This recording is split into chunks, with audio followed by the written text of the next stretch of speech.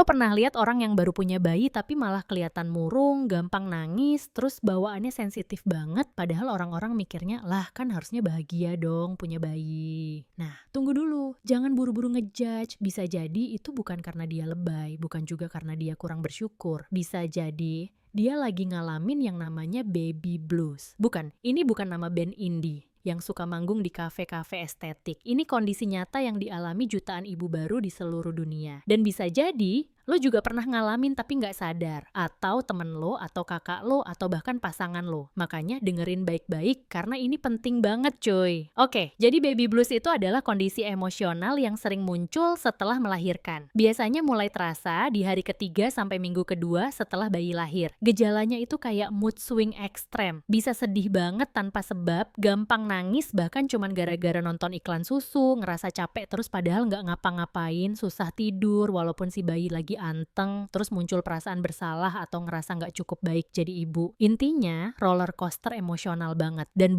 ini bukan drama, ini real, ini biologis, ini hormonal. Jadi kalau lo pernah mikir, ah lebay banget sih, nangis mulu, please stop. Karena yang dia butuhin bukan penilaian tapi pengertian. Kenapa bisa terjadi baby blues? Jawabannya ada di satu kata, hormon. Setelah melahirkan, hormon estrogen dan progesteron yang selama 9 bulan naik turun kayak grafik saham, tiba-tiba jeblok drastis. Itu kayak lo habis gajian, terus dalam 2 hari saldo tinggal 5.000. Badan kaget, otak kaget, emosi pun ikut-ikutan kaget. Tambahin lagi kurang tidur, nyusuin tiap 2 jam, badan masih sakit dan semua orang tiba-tiba punya komentar tentang cara lo ngurus anak. Pressure-nya tuh bukan main. Dan buat para cowok, ini bagian penting. Istri lo butuh support, bukan ceramah. Jangan sampai dia bilang, aku capek, terus lo jawab, iya aku juga kerja capek. Wah, itu mah auto dapet tatapan laser dari istri.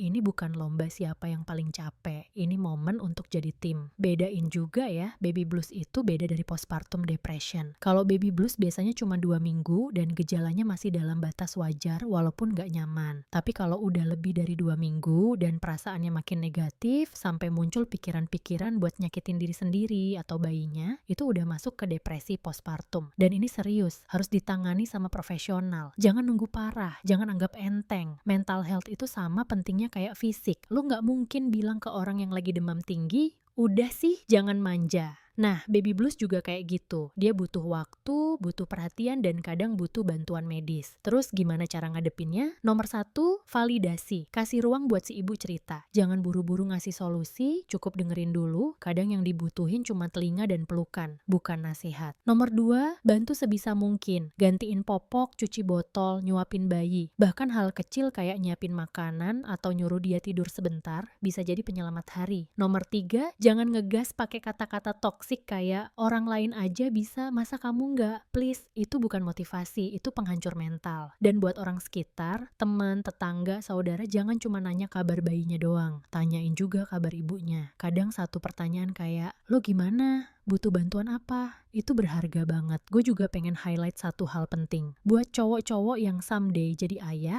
dengerin ya. Jadi pendamping lahiran itu bukan cuma ada di ruang bersalin buat ngerekam story. Itu baru level 1. Level 2, lo hadir secara emosional. Lo aware kalau pasangan lo butuh dukungan. Bahkan lo belajar nyusuin pakai botol, belajar gendong bayi, dan lo juga begadang. Karena jadi ayah itu bukan cuma soal nyari nafkah, tapi juga soal jadi pilar mental istri lo. Serius deh, kadang bentuk cinta terbesar bukan hadiah mahal, tapi saat lo bilang, kamu tidur aja, aku jagain bayinya malam ini. Dan kalau lo denger orang ngomong, ah itu mah cuman baby blues, nanti juga hilang sendiri, lo jawab aja, iya, tapi bukan berarti nggak butuh bantuan. Sama kayak flu, kadang emang sembuh sendiri, tapi kalau minum obat dan istirahat, sembuhnya bisa lebih cepat dan gak bikin sengsara. Baby blues juga gitu. Makin lo ngerti, makin cepat pulihnya. Makin didukung, makin kuat ibunya. Banyak ibu di luar sana yang merasa sendirian. Ngerasa harus selalu kuat, selalu senyum, karena takut dicap gak mampu. Padahal mereka cuma butuh dipahami. Gak semua luka itu kelihatan. Ada luka yang diam-diam merayap di dalam hati. Dan kita semua punya peran buat bantu mereka sembuh. Jadi gengs, jangan anggap remeh baby blues, jangan juga panik. Yang penting kita peka, kita belajar, kita dukung. Karena jadi ibu itu kerja keras 24 jam, tanpa libur, tanpa cuti, dan kadang tanpa ucapan terima kasih. Yuk, mulai hari ini, kita jadi orang yang ngerti, bukan yang ngejudge. Kita jadi support system, bukan sumber stres tambahan. Thank you banget udah dengerin sampai sini. Semoga lo jadi lebih paham, lebih empati, dan lebih siap kalau nanti ada orang terdekat lo yang ngalamin hal ini. Jangan lupa like, share, dan subscribe biar makin banyak orang yang melek soal kesehatan mental ibu. Karena jadi manusia itu ribet, tapi kalau bareng-bareng, kita bisa lewatin. Sampai ketemu di video berikutnya. Stay kind, stay aware, and salam anti baby blues.